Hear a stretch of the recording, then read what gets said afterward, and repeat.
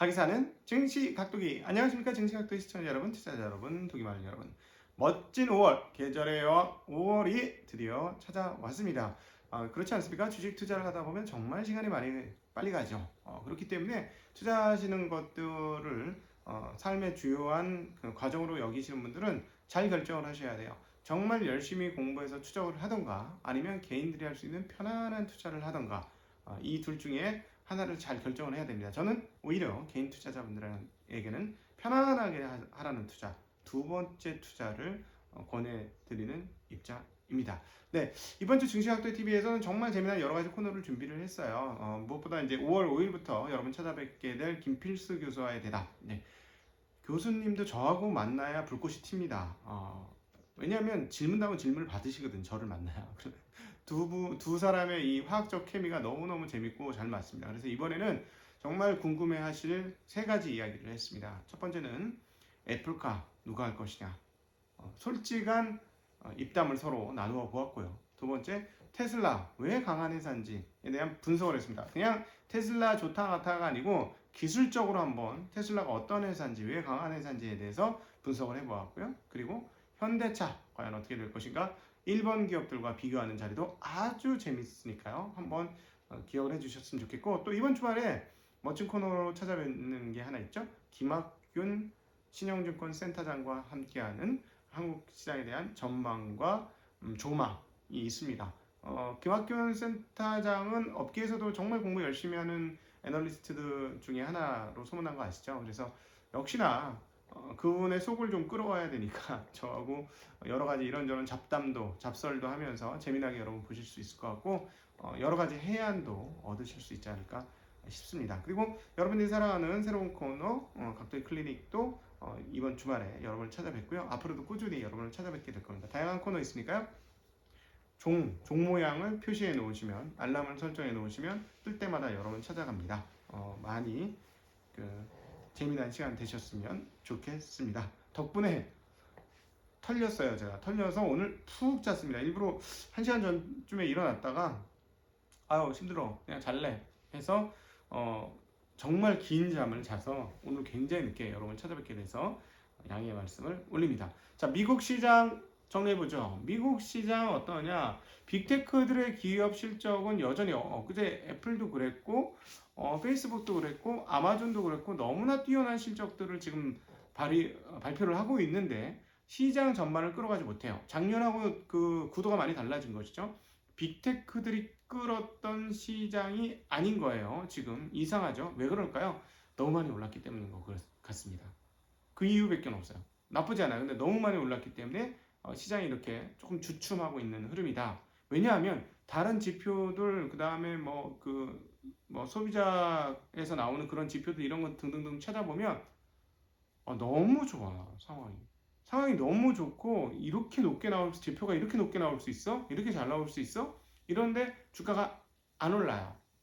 왜 안 오르느냐? 네, 결국 많이 올랐으니까 안 오른다. 이렇게 보는 게 좋을 것 같습니다. 네, 자, 한번 하나하나 살펴보죠.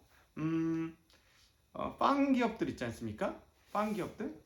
빵 기업들의 실적이 예상치보다 어느 정도 많이 나오냐면 지금 전망치 평균 41% 정도 더 높게 나오고 있어요. 그런데도 주가가 그렇게 썩 가지 못한다는 거 참 놀라운 일이죠. 그럼에도 불구하고 여러분 4월 달에 미국 시장이 그러면 요 막판에 이제 조금 왔다리 갔다 안 좋았냐? 아니에요. 아주 좋았던 시장입니다. S&P 500은 4월에 5%가 넘게 상승을 했고요. 다우는 2.7%, 나스닥도 5% 넘는 상승을 했습니다. 그래서 굉장히 많이 상승했고 마지막 날에는 많이 올랐던 것들, 그 다음에 이미 좀 올라간 것에 따른 부담감, 그리고 중국 PMI도 좀 영향을 미쳤습니다. 어제 우리 중국 마감하면서 말씀드렸습니다만 중국 PMI가 51.1이 나왔어요. 그동안에 중국이 굉장히 경기가 활성화되고 잘 돌아간다는 걸 감안하면 50이 기준점인데 지금 미국은 훨씬 높게 나오잖아요. 그것과 비교해보면 상당히 적게 나왔는데 이 부분도 좀 영향을 미친 것 같습니다. 예상은 51.6이었거든요. 그래서 앞으로 이제 미국 시장 보실 때 테크 기업들은 좋아. 실적도 좋고 다 좋은데 주가는 어떨지 잘 모르겠다 하는 생각이 좀 들어서 그 외에 미국 투자를 본업으로 하시는 분들은 그 전통주와 소위 말하는 가치주 쪽에 있는 것들, 그다음 민감주들에 있는 그런 기업들을 한번 좀 잘 살펴보실 필요가 있지 않을까 하는 생각을 해봅니다. 채권 시장 살펴보면요. 채권 시장이 막판에 막 약세였잖아요. 근데 사실 4월 한 달 전체로 보면 굉장히 강세였어요. 왜냐하면 3월 달에 막 쇼크가 났었지 않습니까? 1.7%막 이렇게까지 올라가면서 쇼크가 상당히 나다가 지금 떨어졌었죠. 그러니까 금리가 떨어졌으니까 상당히 강세가 됐다가 막판에 좀 다시 금리가 오르면서 약세였는데 4월 한 달 통틀어 보면 강세였다라고 볼 수 있겠고요. 그다음에 인플레이션을 나타내는 BER, 브레이크 이븐 레이트, 인플레이션 레이트죠. 이거는 2.41%를 기록합니다. 10년 인플레이션 레이트가 2.41%예요. 상당히 높죠. 근데 이것들이 진짜로 실물 쪽에서 이런 정도의 2% 중반대가 계속해서 유지가 된다면 연준 테이퍼링 할 가능성도 있죠. 그렇지 않겠습니까? 맞아요. 저는 했다고 보는데 그러나 어쨌든 실물은 그렇게 안 나온다는 거, 좀 이따 경제지표 다른 것도 말씀드리겠지만 그 정도까지는 잘 안 나온다는 거 다시 한번 확인할 수 있습니다. 그리고 잠깐 이에 대해서 매파적인 성향을 가지신 로버트 카플란 댈러스 연은 총재가 언급이 있었어요. 이 얘기부터 먼저 하고 들어갈게요. 우리가 항상 연은 총재들의 발언들은 잘 보셔야 되는데요.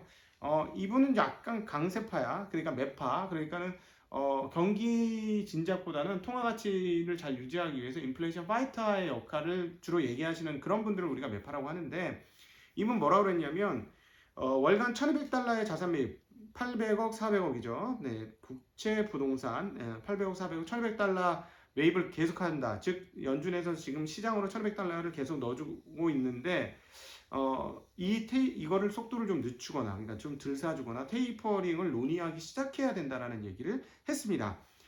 그리고 뭐라고 얘기했냐면 가능한 한 빨리 매입 조정에 대해 논의하는 게 적절하다라고 얘기했고요. 경제는 개선되고 있으며 연준의 상당한 추가 진전이라는 전제 조건에 도달했다. 그러니까 상당히 경기가 진전되고 좋아지면 그때서야 테이퍼링을 논의할 수 있겠다라고 여지껏 연준이 얘기했는데 이미 지금 그 정도 된 거 아니야. 그러니까 테이퍼링 논의해야 되지 않겠어? 라고 얘기하고 있다는 것이죠. 네. 1월 예상했던 것보다 빨리 기준점에 도달할 것 같다라고 얘기했습니다. 자, 이거 뒤집어서 한번 보죠. 연준이 예상했던 것만큼 또는 그 이상으로 경기가 빠르게 회복되고 있다는 걸 보여준다는 거예요. 지금 미국이 로버트 카플란 총재가 이 얘기를 했고 그러니까 테이퍼링 해야 되겠다라고 얘기한 거예요. 근데 실제로 보면 말이죠. 오늘 지표 나온 거 보면 야 지표 진짜 잘 나오네 라는 상황이에요. 미국 3월 개인 소비 지출 PCE는 전월 대비 얼마 늘었을까요? 전월 대비 4.2% 늘었습니다. 예상은 4.0% 많이 늘었고요. 개인 소득은 얼마 늘었을까요? 전월 대비 무려 21%. 월급이 100만 원 받다 120만 원 받아.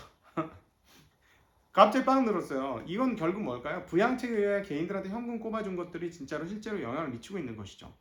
예, 그것들이 실제로 영향을 미치고 있는 겁니다. 그래서 이것들이 실제 소득과 소비 증가로 이어지고 있고 이런 것들이 경기 진작을 일으키고 있으니 로버트 카플란 총재가 이제 테이퍼링 좀 해야 되지 않아요? 이렇게까지 계속하면 이건 과열이야 라고 생각하게 만들었고 당연히 얘기할 수 있게 만들었죠. 그러나 우리는 다시금 이럴 때는 연준 의장은 무슨 얘기를 하고 있는지를 보셔야 합니다.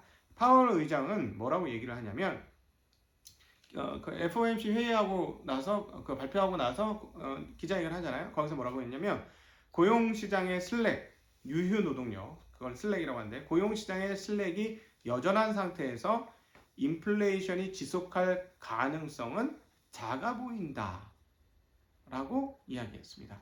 그러니까 뭐냐면 인플레이션 계속 똑같아요. 인플레이션 톡톡톡톡톡 나오는 거 뭐예요? 그 일회성 인플레이션은 맞지만 기조적 인플레이션은 아닌데 여기서 이제 그 근원들이 되는 게 야 고용이 너무 빠져 있어. 고용 여전히 안 좋아. 그건 사실이죠. 지금 그 뭐예요? 기록적으로 주간 신규 실업 청구 건수는 줄어들고 있어요. 그러니까 고용이 늘어나고 있는 건 맞아요. 그러나 작년도 3월 이전에 그러니까 텐드럼 아니야 텐드럼이야 뭐야 이거 뭐라 그래? 갑자기 생각이 안 나네. 네 코로나 사태 이 코로나 사태 코로나 사태에 의해서 빠진 고용이 다 회복됐나요? 빠르게 회복되고 있지만 지금 다 회복되진 않았어요. 그런 측면에서 그 고용이 아직 완벽하지 못하고 그렇기 때문에 고용이 완벽하지 못하다는 건 무슨 말인가요? 그 우리 연준 총재가 그랬잖아요. 인플레이션이 그러니까 계속되지 않을 것이다라고 얘기했는데 무슨 말이냐? 사실 고용이 많이 되고 고용의 임금이 올라가야 인플레이션이 완성된다라는 얘기는 제가 드렸었어요. 왜냐하면 그 인플레이션의 그 단계에서 제일 뒷단에 이제 임금이 올라가는 그런 흐름들을 보여주고 있기 때문에 지금 앞단은 연락이 올라가잖아. 지금 뭐가 올라? 연락이 올라가잖아. 지금 철강 가격, 비철금속 가격 지금 구리값 $10,000. 그다음 엄청 올라요. 유가도 올라가죠. 유가도 지금 오늘 떨어졌습니다만 $65까지 갔잖아요. 원재료 가격 지금 엄청나게 올라가고 있습니다, 여러분. 근데 이 임금까지는 또 시간이 걸린다는 것이죠. 그런데 어찌되었건 이렇게 종합해서 보면 인플레이션은 기조적이 아닐 것이라는 게 우리 파월 형님께서의 이야기다라고 말씀드릴 수 있겠습니다. 자, 지표들 한번 더 살펴보면 얼마나 지표가 잘 나오고 있냐면 정말 진짜 대단한 지표들이 막 나오고 있는데요. 그 PCE 가격 지수 이거 연준이 상당히 선호하는 지표입니다. PCE 가격 지수는 3월에는 전월 대비 0.5%, 전년 대비는 1.8% 상승을 했습니다. 자, 보세요. 전년 대비 1.8% 상승을 했으니까 아주 뭐 그렇게 엄청나게 높게 가격 지수는 인플레이션하고 연결돼 있잖아요. 근데 그렇게 많이 높게 나온 거 아니죠. 그러니까 여기서 우리가 다시 한번 느끼는 게 뭐냐면 연준 무시하지 마라. 투자하는 사람들은 연준 절대 무시하면 안 된다. 차라리 지금 우리 각도기 TV에서의 입장, 차라리 연준의 편에 붙어 시장을 봐라. 그게 오히려 시장을 더 잘 보는 방법 중에 하나다라는 말씀 다시 한번 드리고 싶습니다. 연준 무시하지 마세요. 다른 거 보시면서 연준 무시하시면 안 된다는 게 얘네들 지금 통계가 그걸 얘기해주는 책들은 별로 없더라고요. 연준 책도 우리나라 연준 책 자체 별로 거의 없어. 몇 권 안 되고 그리고 자세한 내용들이 없는데 어쨌든 거기 박사들이 정말 많은 조직인 것 같아요. 진짜 연구자들이 정말 많아서 그리고 통계를 엄청나게 내는 곳이라서 이 통계에 대해서 분석하는 능력은 인정해야 될 것 같습니다. 그러니까 연방준비제도 의장이라든가 그 총재들이 이런 발언들은 그런 통계에 그쳐서 자료를 통해서 얘기를 하겠죠. 그런데 그렇게 심하지 않을 거라는 얘기인데 지금 보시면 뭐 뻥뻥뻥뻥 뛰어서 정말 많이 올라갈 것 같지만 그렇게 많이 안 올라가더라는 거죠. 그래서 PC 가격지수는 그랬고 그 다음에 1분기 미국의 고용비용 ECI는 0.9% 상승했습니다. 그러니까 자 보세요. 인플레이션이 빵빵 터지기에는 좀 아직 좀 뭐 그 정도는 아니다라는 거 다시 한번 확인할 수가 있겠고 자 그런데 반면 PMI 미국 PMI 아까 중국 PMI 얼마? 51.6 나왔다 그랬죠. 4월 스카우 구매자 관리 지수 PMI 얼마 나왔냐? 72.1 나왔어. 50이 기준점 50이 기준점이야. 근데 저기 하늘 높이 있죠. 하늘 높이 72.1 전월에 얼마냐? 66.3 전월 66.3도 낮은 게 아니죠. 72.1 하늘에 있어. 와 이게 나 사실 저도 이런 지수 PMI 처음 본 것 같아요. 72가 나와? 어느 정도냐 알아봤더니 1983년 12월 이후 최고치입니다. 1980. 와 예상치는 65였어. 지금 미국 경기 정말 대단하지 않습니까? 자 소비자 태도 4월 미시간 소비자 태도 지수 확정치 얼마 나오니? 이것도 하늘에 붙어 있어. 88.3 전망 87.3 1월에 72.9 2월에 76.8이었어요. 상당히 높게 나오죠. 결국 뭐냐면 미국에서 한 지금 돈 풀어 1조 8천억 달러 돈 뿌리고 막 사람들 막 1조 9천억 달러였죠.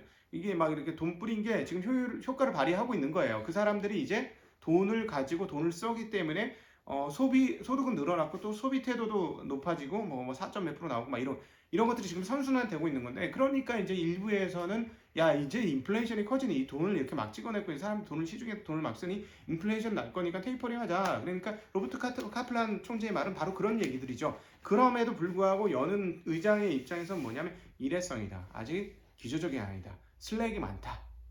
유효 노동력이 너무 많다. 이런 이야기를 하고 있다라는 것이죠. 자, 여기서 우리는 그러면 연준편을 들때 그럼 누구 편? 의장 편을 좀 더 들을 때 그렇게 보시는 게 더 맞다라는 거. 그런데 이미 주가는 많이 올랐기 때문에 버벅거린다는 거. 그럼에도 불구하고 월간 기준으로 꽤 올랐다라는 거. 이렇게 해서 종합적으로 지금 미국 시장을 보시면 되겠어요. 그래서 제가 자꾸는 와. 미국은 많이 올랐지만 한국 하나도 안 올랐어. 한국의 싼 주식들 사면 돼. 자, 한국의 싼 주식들의 대표가 뭐였어요? 지금 난리나. 자, 여러분, 그 권순장의 브릿지를 제가 어제 찍었습니다. 어제 찍어서 이것들은 다음 주에 나갈 텐데 여기에서 얘기했던 내용들이 있어요. 지금 뭐 복잡계 경제가 갔기 때문에 기존의 패러다임을 해가지고 투자가 안 된다라는 얘기를 하셔갖고 지금 장안에 히트를 치신 분이 있어요. 저희도 불렀던 회사의 전략가이신데요.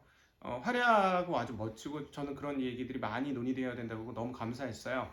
그런데 여러분, 그게 다는 아니에요. 지금 이번 4월 달에 주가가 오른 게 뭐가 올랐습니까? 이번 주말에 뭐까지 올랐어? 조선주 올랐지. 그전 뭐 철강주가 지금 최고 히트주 아닙니까? 그리고 제가 말씀드렸던 곁다리로 별로 많이 못 갔지만 은행주 이런 거 전통주 가지 않았습니까? 이게 무슨 복잡계예요? 단순계지. 이건 단순해요. 왜 그래요? 지금 경기가 회복되니까 수요가 늘어나니까 안 갈 거라고 여전히 생각했고, 그리고 작년에 코로나 때문에 공장 가동 안 했고, 그리고 당연히 코로나 때문에 이게 잘 돌아갈 거라고 전혀 생각하지 않았던 이 분야가 수요는 살아있으니까 빵빵 터지는 거 아닙니까? 철강, 조선, 해운, 이건 뭐예요? 완전 전통주예요, 여러분. 근데 이제 이런 것들이 지금 올라가기 시작했는데 이제 시작일 수 있어요. 제가 보기에는. 이것들이 많이 가는 것이냐?